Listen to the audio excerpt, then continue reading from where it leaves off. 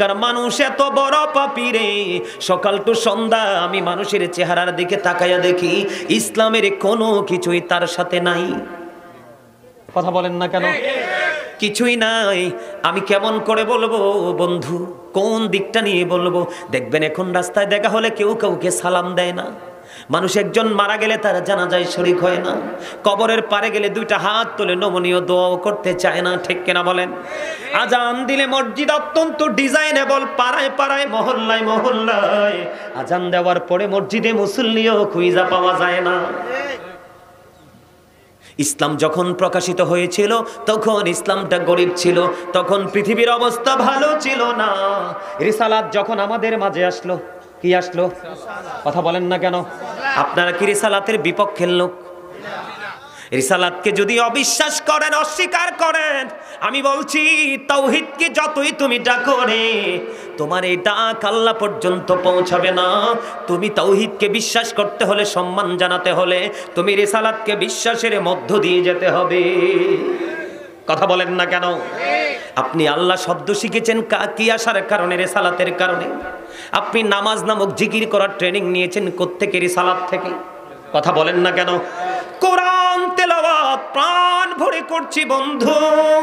কোরআনের আওয়াজ শুনলে মানুষ মুখরিত হয়ে যায়, চোখের পানিগুলো ঝর্ণার মতো পড়ে। এই কোরআনের মধুর বাণী পেয়েছি রিসালাতের কারণে। কথা বলেন না কেন? আপনারা কি আমার কথা বোঝেন না? নবীরে, নবী ছাড়া কোনো কিছু পাওয়া সম্ভব নয়। ঠিক কিনা বলেন? নবী যে আমাদের জন্য রহমত না গজব? কত বড় রহমত! এত বড় রহমত। আজকে হাদিসের একটা অধ্যায় বন্ধু, আসরের নামাজ পড়ে আমি বলি ভালো লাগেন একটু কিতাব দেখি, হাদিসের একটা অধ্যায় নিয়ে বসেছি। নবীজি কেমন করে সাফায়াত করবে উম্মতগুলোকে বন্ধু। আমার পুরো মাথা বন্ধু এলোমেলো হয়ে গেছে রে। আমার নবী পাওয়ারের খবর যখন আমি পেয়েছি বন্ধু, নিজেকে সব সময় অনেক অনেক বেশি দামি মানুষ মনে করি, আরো বেশি মনে করি আহলে সুন্নাত ওয়াল জামাতের অন্তর্ভুক্ত। আল্লাহ রাব্বুল আলামিন নগণ্য একজন গোলাম হিসাবে কবুল করেছেন। বন্ধু আমি আপনাদেরকে আজকে বলবো নবীজি আমাদের জন্য কত বড় নিয়ামত। এই যে জিকিরের ট্রেনিং আমরা কি আল্লাহ সরাসরি দিয়েছেন না রাসূল? কথা বলেন না কেন? আপনি রাসূলকে যদি আঁকড়ে ধরতে পারেন আপন করে, তাহলে হয়ে যাবেন আপনি 100% একজন মুমিন। আর রাসূলকে যদি কোনো অংশে আপনি বাদ দিয়ে দেন, কোনো দিন নামাজ পড়তে পড়তে কপালের চামড়া ক্ষয় করে ফেলবেন, কোরআন তেলাওয়াত করতে করতে কলিজা শুকিয়ে যাবে, তারপরেও আপনি সফল হতে পারবেন না। বন্ধুরে আমার, আমি আপনাদেরকে বলি এখনো পর্যন্ত আপনাদের জবান দিয়ে আমি জিকিরটা বের করতে পারিনি। আমার দিকে তাকান। আল্লাহ বলেছেন join with my dear people come to my paradise. আল্লাহ বলেছেন আমার প্রিয় লোকেদের সাথে যুক্ত হওয়ার আমার জান্নাতে চলে আসো। ওই প্রিয় মানুষগুলো হলো হক্কানি এবং হক্কানি আল্লাহর ওলিরা। তারা সারাটা জীবন জিকির করতে করতে আল্লাহ পর্যন্ত পৌঁছে গেছে। আল্লাহ বলেছেন ফাযকুরুনি আযকুরকুম। আল্লাহ বলেছেন remember me then I will remember you. তোমরা আমাকে স্মরণ করো, আমি তোমাদেরকে স্মরণ করব। বলে হুজুর ফয়সালা দেন গো, আল্লাহ আমাদেরকে কেমন করে স্মরণ করবে? হযরত আবু হুরায়রা রাদিয়াল্লাহু তাআলা আনহু থেকে হাদিস কানা বর্ণিত। আমার রাসূল বলে দিয়েছেন বন্ধু তুমি আল্লাহকে যেমন মনে করবে আল্লাহ তোমার কাছে ঠিক তেমনই। ওমা ওমা ওমা, আন্নের মুসল্লিরা কিছুই তো বুঝে না। এও আন্নারা হিসুন্দি কথা কইন না, প্লিজ ডোন্ট ডিস্টার্ব মি। আপনারা যদি আমার কথা শুনতে সত্যি কমফোর্ট ফিল করেন আমি আলোচনা করতেই থাকব। আর যদি মনে করেন না হুজুর আমাদের মধ্যে কিছু অনীহা আছে, আমি সাথে সাথে স্টপ, আমি নিজে সাইলেন্ট হয়ে যাব। আসলে কি আলোচনাটা শুনবেন সবাই? তাহলে তো আমার সাথে একটু কথা বলতে হবে না? আর জোরে বলেন, কথা বলতে হবে না? দেখেন নবীজি আমাদেরকে কেমন করে জিকিরের জন্য উৎসাহিত করতেছেন বন্ধু। নবীজি কি জিকির করে নাই? কথা কয় না। ওয়ারাফা'না লাকা যিকরাক, কোরআন থেকে দলিল। নবীজি জিকির কেমন করে করছে বন্ধু। নবীজি যখন নামাজে দাঁড়াতো মাওলার জিকির হলো শ্রেষ্ঠ রে নামাজ। আমার নবীজির পা মুবারক ফুলে বন্ধু লোহ মুবারক বের হয়ে আসতো, তারপরেও নামাজ শেষ হতো না। তোমরা কেমন নবীর উম্মত দাবি করো, তোমার নামাজ কেমন করে পড়ো? একটা সেকেন্ডও যাইয়া সেজদায় তুমি থাকো না। ঠিক কিনা বলেন? একটা সেকেন্ড তুমি সেজদায় যে দাঁড়ায় থাকতে সেজদা দিয়ে থাকতে পারো না। ইমাম সাহেব একটু লম্বা কেরাত ধরলে গলাহুরের জ্বালা তাড়াতাড়ি ইমাম সাহেব নামাজ শেষ করে দেয়, ঠিক না বেঠি? বাংলাদেশের আমার মনে হয় 2-4টা জায়গা যারা প্রত্যেকটা মসজিদের ইমাম সাহেব বন্ধু প্রেসারের মধ্যে থাকে, তার কারণ হলো মসজিদের দায়িত্বশীল ব্যক্তি সমাজের ম্যাক্সিমামই নষ্ট মানুষ। টাকার জোরে ক্ষমতার জোরে মসজিদ পর্যন্ত নোংরা করে দিয়েছে, মসজিদের পবিত্র মিম্বার পর্যন্ত দখল করে নিয়েছে। বন্ধু ইমাম সাহেব স্বাধীনভাবে কথাও বলতে পারে না। আপনারা জানেন না, গত কয়দিন আগে আমাদের কুমিল্লা শহরে আমার বাসার পাশে জাজরাইল একজন খতিব শোধ নিয়ে ওয়াজ করে মিম্বর থেকে নামছে, সভাপতি বলতেছে আগামী জুম্মা থেকে আপনার আসার দরকার নাই। আপনারা বলেন এই সমাজ কি ধ্বংসস্তূপ কিনা? আরো জোরে বলেন। বন্ধু আলেমদের সাথে প্রেমের ডুরি লাগাইতে হবে। আমি আপনাদেরকে বলি কেমনে। নবীজি বলতেছেন কেউ যদি জিকির করতে করতে আল্লাহর দিকে এক বিঘা পরিমাণ এগিয়ে যায়, আল্লাহ কথা দিয়েছেন হাবিব আপনি আমার বান্দাগুলোকে জানিয়ে দেন আমি আমার বান্দার দিকে এক হাত পরিমাণ এগিয়ে আসি। এক গজ পরিমাণ আল্লাহ তার বান্দার দিকে এগিয়ে আসে। কেউ যদি জিকির করতে করতে আল্লাহর দিকে এক হাত পরিমাণ এগিয়ে যায়, আল্লাহ কথা দিয়েছেন আমি আমার বান্দার দিকে 2 হাত পরিমাণ এগিয়ে আসি। বন্ধুরে আমার, আমাদের এই জিকিরের জলসার মধ্যে নামাজি আছে, বেনামাজি আছে, সুদখোর আছে, ঘুষখোর আছে, বিভিন্ন পাপী এবং নেকি মিলেই এই পরিবেশটা, তাই তো? এটাই তো স্বাভাবিক বন্ধু। কিন্তু আল্লাহর প্রতিশ্রুতি দেখেন, নবী জানিয়ে দিয়েছেন, নবীজি জানিয়ে দিয়েছেন হাবিব আপনি জানিয়ে দেন পৃথিবীর নরমাল জলসায় বসে আমার বান্দা আমার জিকির করছে গো, হাবিব আপনি জানিয়ে দেন আমি তার চাইতে উত্তম জলসায় বসে আমি আমার ওই বান্দার জিকির করতে থাকি। জোরে জোরে বলেন না সুবহানাল্লাহ, আর জোরে বলেন না সুবহানাল্লাহ। বন্ধু আরো মজার খবর রে, আমার নবীজি জানিয়ে দিয়েছেন কেউ যদি আল্লাহর দিকে জিকির করে করে সামনের দিকে এগিয়ে যায়, আল্লাহ জানিয়ে দিয়েছে হাবিব আপনি জানিয়ে দেন গো আমি আল্লাহ আমার বান্দা আমার দিকে জিকির করতে করতে হেঁটে হেঁটে আসে গো, আমি আমার বান্দাটার দিকে দৌড়ে ছুটে চলে যাই। বন্ধু তোমরা হৃদয় খুলে শোনো বন্ধু, তুমি 1000 জনম যদি আল্লাহকে ডাকো, আল্লাহ যদি নিজে এসে ধরা না দে, কোনো দিন আল্লাহর দেখা পাওয়া সম্ভব না, আল্লাহর দিদার পাওয়া সম্ভব না। আল্লাহ বলেছে হাবিব আমার বান্দাগুলো হেঁটে হেঁটে আমার দিকে আসে গো, জিকিরি করতে করতে আমার বান্দা আমাকে তো খুঁজে পাবে না, এই জন্য আমি দৌড়ে এসে আমার বান্দাকে ধরা দিয়ে দে। জোরে জোরে বলুন না সুবহানাল্লাহ। আমার নবী যে বলেছে উম্মত তোমরা যখন জিকির করো গো এমন ভাবে জিকির করো মানুষে দেখলে যেন তোমারে পাগল কয়। জোরে জোরে করেন আল্লাহু আকবার, আরো জোরে বলেন আল্লাহু আকবার। বন্ধু রেফারেন্স দিতে গেলে সময় লাগবে, আপনারা তো সাধারণ মানুষ, আলেম ওলামাদের সামনে যখন আমরা আলেমরা বসবো তখন কথার নমুনা হবে অন্যরকম, কিন্তু সাধারণ লোকাল প্লেসে যখন কথা বলবো তখন আমাদের মেন্টালিটি থাকবে তৃণমূল পর্যায়ের মানুষের ব্রেইনে ঢোকানো। কথা বলেন না কেন? এই জন্য রেফারেন্স দিচ্ছি না, শুধু বাংলা ট্রান্সলেটটা বলতেছি। বন্ধু আমার নবীজি বলেছেন জিকিরটা জবান দিয়েও করা যায়, অন্তর দিয়েও করা যায় উম্মত, তবে জবান এবং কল দুটো মিলে যদি তুমি জিকির করতে পারো এটাই হলো আল্লাহর কাছে সবচেয়ে উত্তম জিকির। জোরে জোরে বলুন না সুবহানাল্লাহ। বন্ধুরি আমার, আল্লাহর হাবিব আরো জানিয়ে দিয়েছেন প্রত্যেকটা মেশিনকে পরিষ্কার করার জন্য একটা যন্ত্র থাকে। কথা বলেন না কেন? যেমন আমি আপনাদেরকে একটা এক্সাম্পল দেই, আমরা যখন অনেক কথা বলি, কি কথা বলি? কথা বলেন, তোমরা যুবক ভাইরা বলতে পারো না? আমরা যখন অনেক কথা বলি তখন মুখ থেকে থুতু আসে না? এটাও কিন্তু একটা ময়লা। যেমন আমি কয়বার এই পর্যন্ত 2 বার নিয়ে নিছি টিস্যু, নিছি কিনা? এই যে ধরেন আমি আমার এই জায়গাটাকে ক্লিয়ার করার জন্য টিস্যুটা ব্যবহার করলাম, এটা হলো আমার মুখের থুতু পরিষ্কার করার একটা যন্ত্র, ঠিক কিনা বলেন? আমি এক্সাম্পল দিয়েছি আপনাদেরকে সহজে বোঝানোর জন্য। বন্ধু আমার নবীজি বলেছে উম্মত প্রত্যেকটা জিনিসকে, প্রত্যেকটা মেশিনকে ময়লা পরিষ্কার করার একটা যন্ত্র আছে রে। মানুষের মনের গড়ের ময়লা পরিষ্কার করার যন্ত্র হলো মাওলার জিকির। জোরে জোরে কন্যা সুবহানাল্লাহ, আর জোরে বলেন না সুবহানাল্লাহ।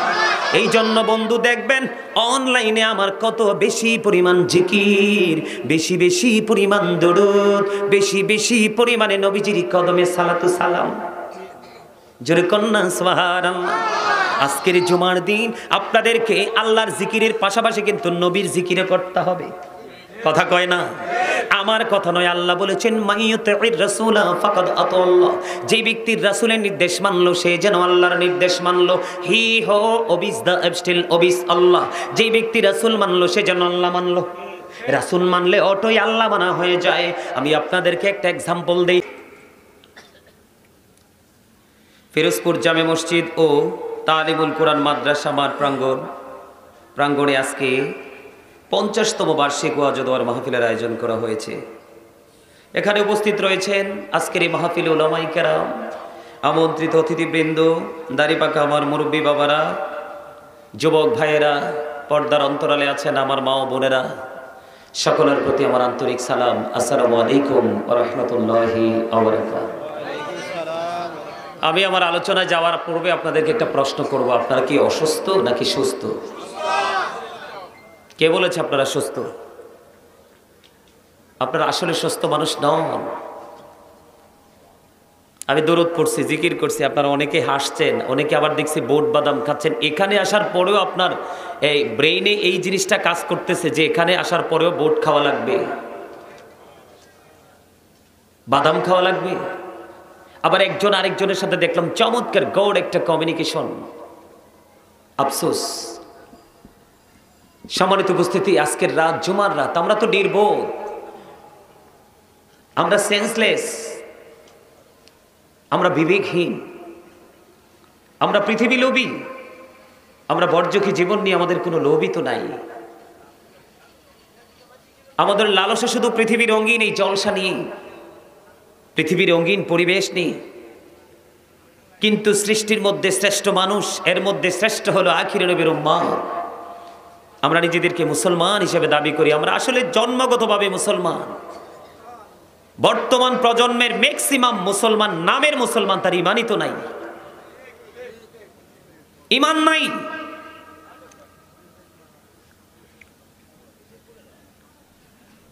আমার কথাগুলো আপনাদের কাছে একটু খারাপ লাগবে, যদি একটু ধৈর্য ধরে মেনে নিতে পারেন আশা করি পরিবর্তন আসবে। আমি আপনাদেরকে কেন অসুস্থ বলেছি জানেন? আপনাদের দেহটা এখানে আছে, কিন্তু আপনাদের যে আসল মানুষটা এখানে নেই। সম্মানিত উপস্থিতি, এই যে মাথা থেকে পা পর্যন্ত বডিটা, এটা আসল মানুষ নয়। তারপর আল্লাহ রাব্বুল আলামিন এটার একটা নাম দিয়েছেন। আল্লাহর কোরআনের ভাষায় কখনো বলেছেন ইয়া আইয়ুহান নাস, কখনো বলেছেন ইয়া আইয়ুহাল ইনসান। আমরা বাঙালি, বাংলা ভাষায় আমরা বলি মানুষ, ইংলিশে কখনো বলা হয় ম্যান, আবার কখনো বলা হয় পার্সন। এটা হলো মাথা থেকে পা পর্যন্ত বডি স্ট্রাকচারটার নাম। তুই গাড়ি চলে যা। আমার কথা কি আপনারা বুঝেন? এই যে মাথা থেকে পা পর্যন্ত বডিটা, এটা জাস্ট একটা ফর্মালিটি। এটা বাবা মার মধ্য থেকে আল্লাহ রাব্বুল আলামিন পৃথিবীতে এটাকে ক্রিয়েট করেছেন, সৃষ্টি করেছেন, বানাইছেন। এই মাথা থেকে পা পর্যন্ত বডিটাকে যেটা পরিচালনা করছে আসল মানুষ, সেটাকে ইংলিশে বলা হয় সোল,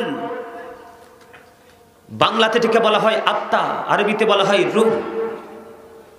আল্লাহ বলেছেন সে the soul is the word of my lord, কওলির রূহু মিন আমরি রাব্বি, first tense, present tense, future tense, অতীত, বর্তমান, ভবিষ্যৎ। যেদিন আপনার আমার ভিতরের আসল মানুষটা, রুহুটা আপনার আমার মাঝে ছিল না, সেদিন কিন্তু আপনার আমার নাম রহিম করিম ছিল না। কথা বলবেন আপনারা? বাবা মায়ের মাধ্যমে যখন আপনার আমার এই বডিটা তৈরি হলো, তখন এটা ওই জায়গা থেকে ট্রান্সফার হয়ে আপনার আমার বডিতে ঢুকে গেল। এই পিচ্ছিরা, কথা বললে কিন্তু আমি এখান থেকে উঠিয়ে দিব। একদম চুপ। আপনারা যারা এখানে এসেছেন সবাইকে বলবো, যদি কিছু মনে না করেন, স্টপ ইউর মাউথ এভরিবডি, সকলের জবানকে বন্ধ রাখতে হবে। Second condition, you listening my lecture very attentively. আমার কথা মন দিয়ে শুনতে হবে। থার্ড কন্ডিশন, আপনি যদি বলেন আই সে ডোন্ট অ্যাকসেপ্টেবল, আমি বলবো I say go to your seat out of sight. আপনি এখানে বসে থাকার কোনো প্রয়োজন নেই, আপনি বাসায় চলে গিয়ে আপনি আরাম করেন, এটা আপনার জন্য অনেক বেটার। কারণ এই জায়গাটা শুধু প্রেম নয়, এই জায়গাটা তাকওয়ার।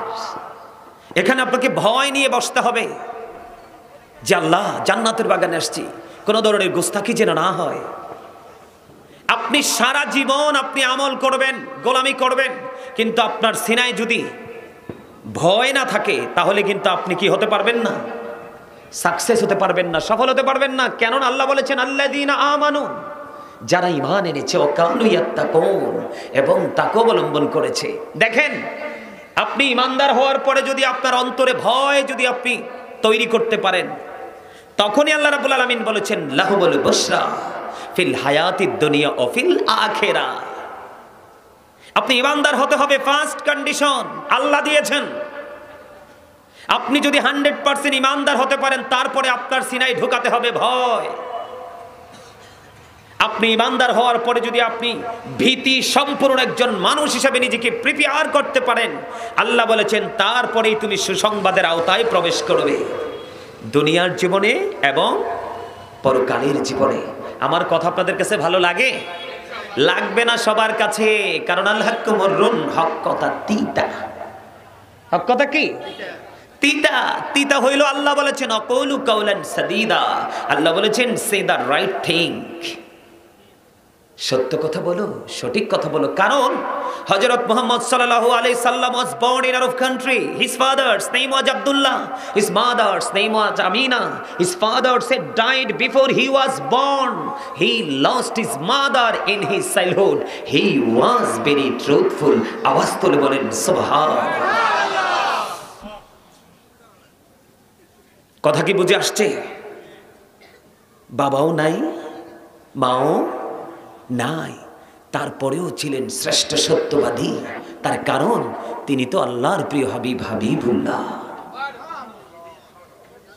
যার নাম তওবা নামের কোটি কোটি গাছের পাতায়, যার নাম জান্নাতের প্রত্যেকটা রোমে রোমে, যার নাম হুর গেলমানের কপাল এবং সিনায়, যার নাম ফেরেশতাদের গলায় ঝোলানো, যেই নামের গুণে মানুষ পরিত্রাণ পেয়ে জান্নাতে চলে যাবে, সেই নামটাই হলো সরকারি মদিনা ইমামুল মুরসালিন। আওয়াজ তুলে বলেন না সুবহানাল্লাহ। আর জোরে